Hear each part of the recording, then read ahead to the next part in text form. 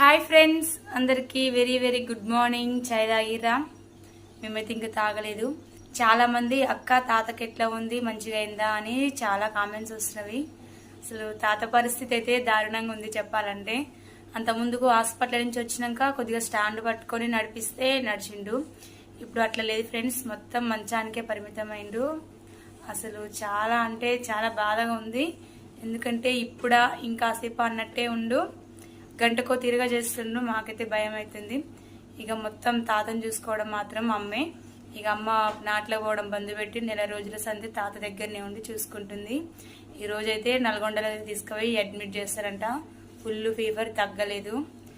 మాకైతే భయం వేస్తుంది, ఎప్పుడు ఎట్లా ఉంటుందో, ఏ వార్త వినాలో అని.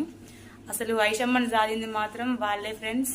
వాళ్ళ దగ్గర ఉంచి నేను పని పోతే మొత్తం చూసుకుంది వాళ్ళే. మా తాతకు తక్కువ కావాలని మీరు అందరూ దేవుని ప్రార్థించండి.